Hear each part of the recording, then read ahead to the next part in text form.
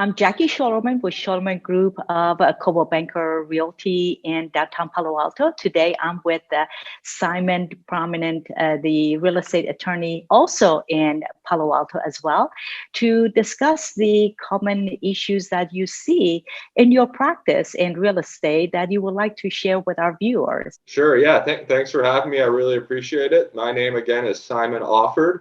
I'm with the firm of Brewer, Offord, and Pedersen. We're a small boutique real estate firm in Palo Alto. All we do is real estate. And so between commercial and residential real estate, we do both, but we do a lot of the residential work. And we have a range of issues and disputes that come up when we're dealing with clients.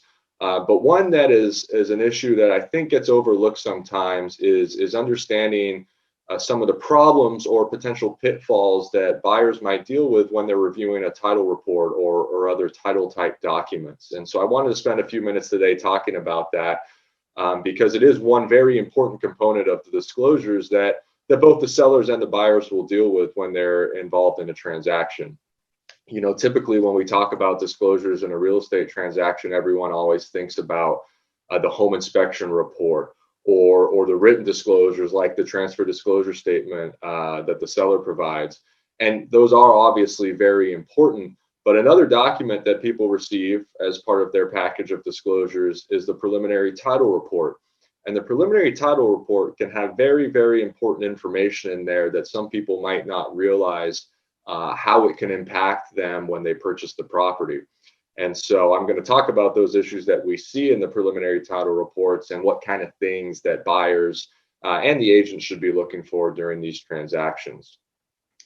So you get your disclosure package and you're going to turn to a page and it says preliminary report. And that preliminary report is intended to identify any sort of liens or encumbrances on title. And those are going to be things that are excluded from the title insurance policy. So when you buy a home, you typically are going to also get a title insurance policy. And the title insurance policy is ensuring that you're getting title to the property clean and in your name. But the title insurance policy is typically going to have some exceptions to it. And the exceptions are going to be listed in the title report. And those need to be looked at closely before you decide whether you're comfortable buying the property or not. And so one issue that you see in a lot of title reports is going to be the easements. Easements are, by their nature, a shared use that someone else might have over the property you're purchasing.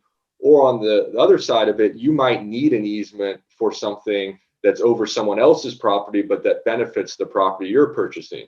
So a common example of a type of easement you'll see in one of these title reports is some sort of utility easement. So in this typical subdivisions we have in Palo Alto or in rural land, you're going to see easements. They're not exclusive to any type of property. Not every property has them, but a lot of them will. And so an easement might be something as minimal as a 5-foot strip along one of the outer perimeters of the property where maybe there's public utilities like water lines or gas lines or something like that. Typically, those kind of easements are not that big of a deal because they're within the setback area. And so you can't, necessarily build a house over them or anything anyway. So it's not that big of a concern. But some people don't realize even if there is a gas line easement or a water easement on the outer perimeter of their property, at some point, the utility company or a neighbor might need to access your property to fix that line. If there's a leak or a break in the sewer line or the water line or something like that, there might be rights of third parties to come onto your property and deal with that. So it's not the end of the world, but it's just something to realize. Now, there might be other situations where the easement maybe doesn't go along the edge of the property and it goes more along the middle of the backyard or something like that. Those can be a bit more problematic because in those situations, if you wanted to, for instance, build an accessory dwelling unit or put a pool in or something like that in the backyard, and there's an easement going right through the middle of the backyard, you might not be able to do so without either negotiating with whoever has the benefit of that easement or rerouting the lines or doing something. So it's something that you need to look for. And nowadays, the title companies prepare fairly handy plat maps that actually approximately show the location of the easement. So that's something that can be very helpful to look at so you understand, okay, is this running right through the middle of the backyard or is it more along the edges where maybe I won't care as much? So the utility easements are exceptionally common. Another type of easement that's pretty common might be some sort of ingress and egress easement. So sometimes parties have shared driveways where if you're in a flag lot or something like that, one party might have a right to drive over a portion of your property for their driveway to get to their property that's further off the street. Again, it's important to look and see what these are, though, and where they're located, because anytime someone else has rights in your property, you're going to want to know the extent of them.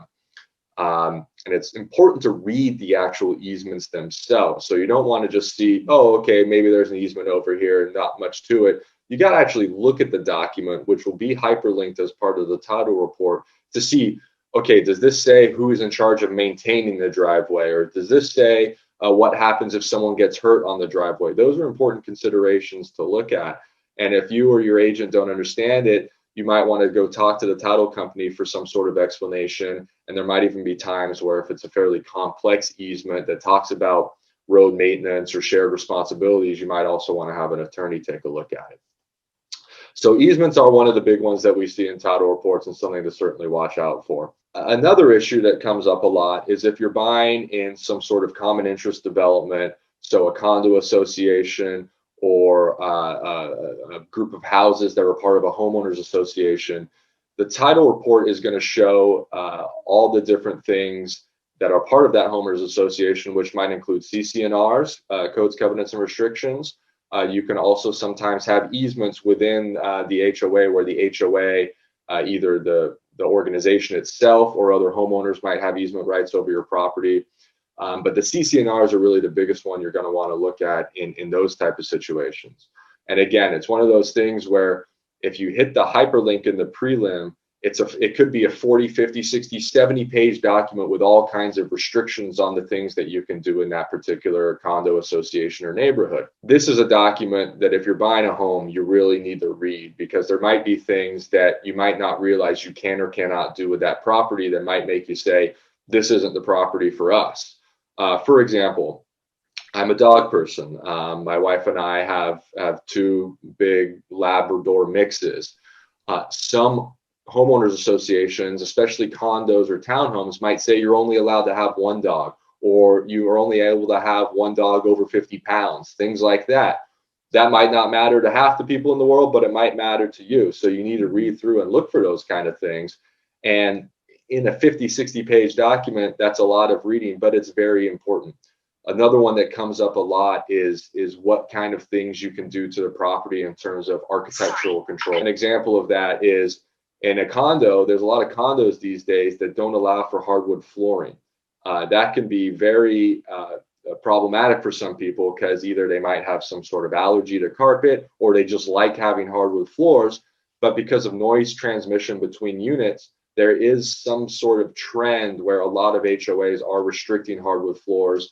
And it's not always that you can't have hardwood floors anywhere, but maybe you can only have a certain percentage of the unit have hardwood flooring. The living areas might be allowed, but the bedrooms might not, things like that. So again, if it's important to you, you got to read the CC&Rs and discover these type of things. The list goes on and on about the types of things that can come in CC&Rs, whether you're allowed to rent the property or not. Some HOAs restrict your ability to lease the space, or they only allow a certain number of units within the complex to rent out the property. The big hot button issue right now is Airbnbs.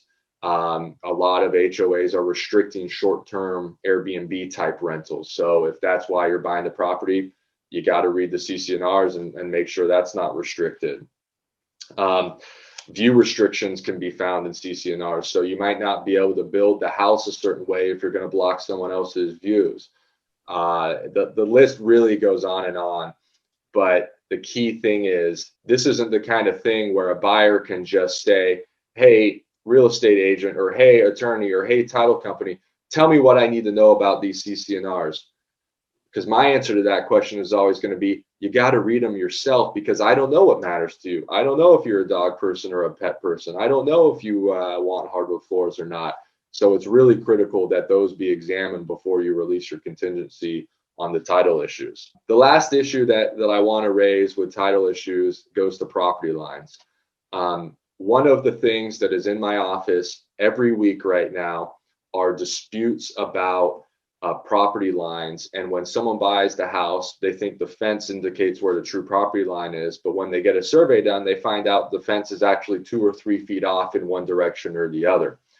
And so some title policies will actually cover that. If you buy the property and there's some sort of boundary line issue, the title company might be willing to provide insurance and to pay you some compensation if something comes up like that. But it's becoming more and more common that the title policies specifically exclude any issues with the property lines that could be determined by a survey, which means that if you buy a property without doing a survey, like most, a high majority of people do, you might not have coverage for that. So if you have some sort of concerns about knowing exactly where the property lines are, you can't rely on the title report. And that's something that you either have to live with the risk that the property lines are off a little bit, or you can take the extreme step of getting a survey done before you actually get into contract or release your contingencies. So that's a big picture consideration of what to look for in title issues and title reports before you buy the property. Like I said, that's just one component of many things to consider when you're doing your due diligence and deciding to release contingencies. But I think it's the one that gets overlooked the most. You're absolutely correct. And also specifically in Palo Alto, we do see frequently the lot dimensions and the lot sizes are different from what the city shows and what the county shows. So I always tell my client that go with a more conservative, or more importantly, go with the city of Palo Alto dimensions and the square feet, because at the end of the day, they're the entity are going to be issuing the permit. Sure. Well, thank you so much, Simon.